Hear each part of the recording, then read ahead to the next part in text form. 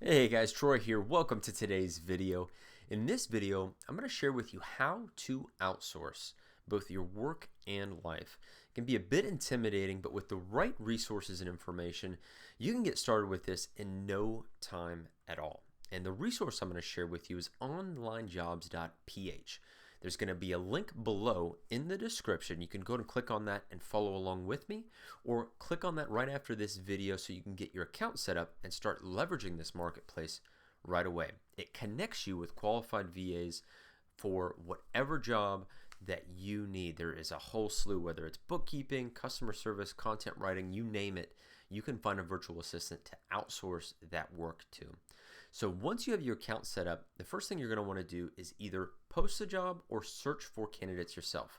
When you're first starting out, I'm going to recommend that you post a job. That gives you the opportunity to really define what it is you're looking for, what the position entails, and it's a really good exercise when you're first starting with the outsourcing process. So let's go ahead and click on post a job, and once that's done, you'll be taken to this screen here. You plug in all of your job details. The title, the description, so include any applicable skills needed, previous work experience. Pro tip here is to include a sentence that makes mention of showing your attention to detail. Please mention orange or another random phrase to have the candidate make mention of that to show that they fully read the description and they're able to share that with you because they have a very good attention to detail. Then you're going to plug in wage or salary. This again gives you a great example of how much you're going to be realizing in cost efficiencies by leveraging virtual assistants. $400 a month as an example, but you can set any wage or salary there as you like. Type of employment, whether it's full, part-time, or freelance, plug that in. You can skip over, or if you want to include ID proof, this essentially just ensures that the proof of ID is there so you know who you're working with in the marketplace. You can plug that in, but higher is of course better. What skills are required? In these fields, you're going to want to pick based on the role and responsibilities what fields make sense. You can go and just click on those that are intuitive to the role, and this should be pretty cut and dry. Again, this is a good exercise for you to make sure that you know what you're hiring for.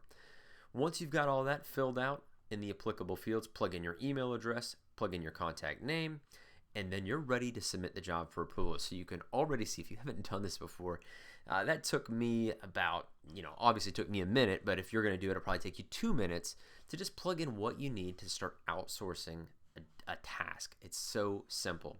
Now let's say on that home screen we clicked through and we said, well, we'll search on our own. You can see here how you kind of have to trudge through the marketplace a little bit. You really have to evaluate candidates. And if you haven't done this before, you really don't know what to look for. So it's far better for you to plug in through the post a job option, get candidates submitting their information to you and vetting them from there. Much easier for the newbie or the beginner. So we've got a lot of legwork done in no time at all. But I also want to share some insights with you once you really have started to initiate the conversation with the right candidate. So I've put this together for you as a little helpful aid.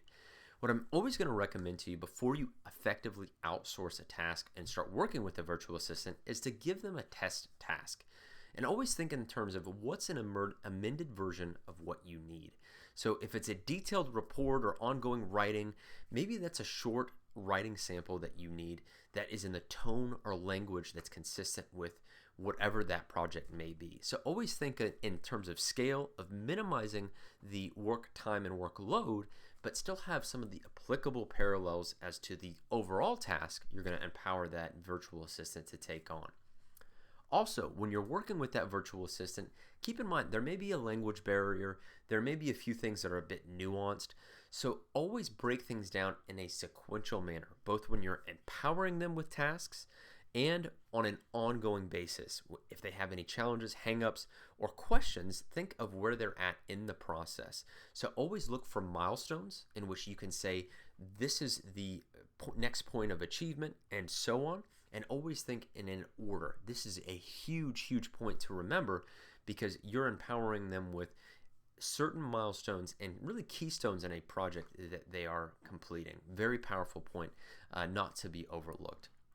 Also, think in terms of communication. Always be mindful of, first and foremost, when you're evaluating candidates, how do they communicate? How do they communicate their skills? How do they communicate the expectations of a given project? It really genuinely is the foundation for success, because then you can lose the expectations game if you don't communicate effectively what you're expecting and in part what they are having either successes or challenges with.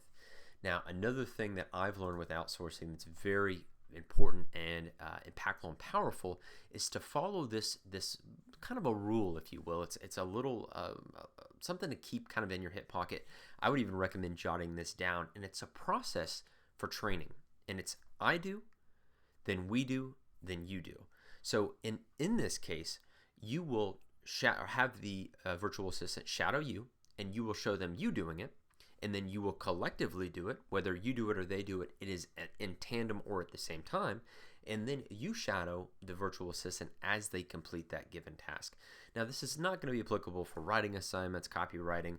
There'll be other places where writing samples suffice, or your communication in which you can glean how they write or complete a given task. But in most cases, this is so empowering to set the expectations, as I mentioned before, in terms of the expectations games. This provides complete transparency and clarity as to the expectations of the outcomes you want to achieve. So I wanted to share that quick PowerPoint with you alongside really what amounts to the quickest resource and best that I've found for getting you in touch with qualified virtual assistants. Again, we've knocked this out in a matter of a few minutes, so you can see how quick it is to get synced up with qualified VAs. Follow some of the rules of thumbs. Take a look at this video again if you want to just jot these down. Drop some comments in the video as well. I'd love to see what questions you have. But take advantage of Onlinejobs.ph. Click that link in the description, and you can get started right away. You can have a VA working for you in as little as 24 to 48 hours. So excited to share this information with you guys. Hopefully you feel empowered. Best of luck with your virtual assistants. Share your success. Love your questions. And we will be in touch soon. All right, guys. Bye.